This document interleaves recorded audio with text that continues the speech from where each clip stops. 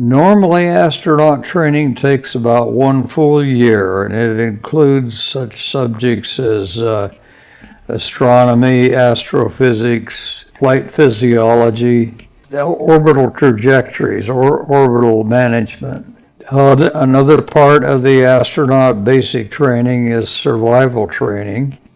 In the days of Gemini, you never knew for sure where a spacecraft might land if there was an emergency deorbit. So we had to take desert training, water training, and jungle survival training. So we had to learn how to cook and eat snake and all other such other good things as that, and how to make water in the desert.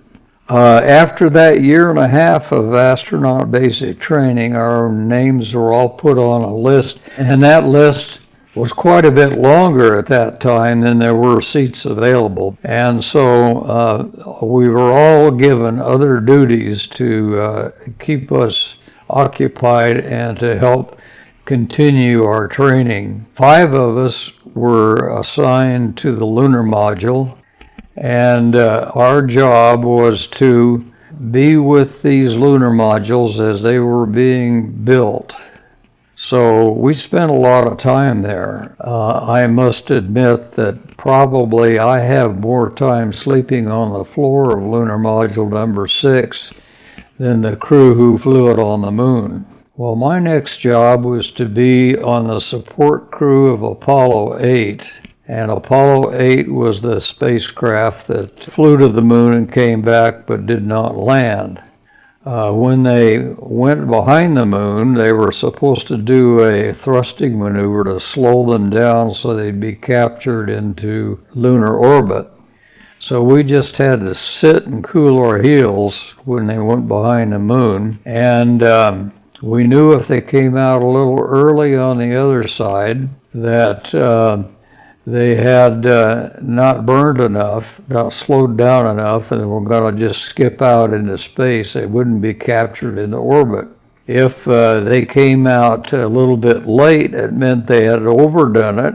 It meant they weren't going to be in orbit, but were going to begin a spiral down to the lunar surface. And of course, without a lunar module, that kind of ruins your whole day. You can imagine how relieved we were at the instant that they were supposed to appear on the other side of the moon, that they appeared. My next assignment was again a support crew assignment on Apollo 12, and Apollo 12 was struck by lightning on its way off the pad.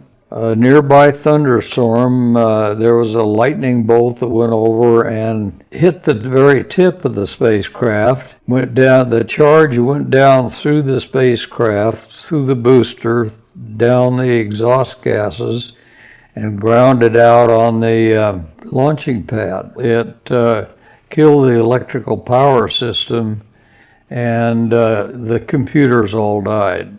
You can imagine what it must have been like for them inside, because suddenly the lights all went out, and then they came back on when the batteries picked up the load. And every single warning light and caution light in the spacecraft was on and flashing. And all of the necessary bells, whistles, and buzzers and things that are in there all were going off at the same time. The crew was totally confused as to what was going on. When we were settled in orbit, we tested all the various systems, and everything looked good. So now I figured this is it. And sure enough, I did get an assignment, a flight assignment. I was assigned to the backup crew of Apollo 16, which meant that I was to be on the prime crew of Apollo 19. And several weeks into the training, NASA made the surprise announcement that they were going to cancel Apollos 18, 19, and 20. We were in the middle of the Vietnam War. The budget was in bad shape.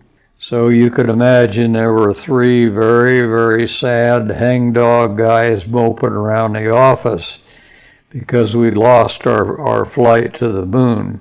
But several weeks later, I got a call from Tom Stafford, the senior astronaut at that time, and he wanted me in his office, and I went in, and he told me that he was sorry that I had missed my opportunity for the moon, but he said, I've got another assignment for you. He said, I want you to be the commander of the third and final Skylab mission. And he said, do you think you could do the job? And I said, of course, yes. But I'll have to admit a certain lump in my chest and in my stomach, because I was a rookie. And they normally don't assign a rookie to be a commander. Usually you have to have at least one flight under your belt. But they assigned me to that, which was really kind of a shock, because the last rookie commander was Neil Armstrong on Gemini 8.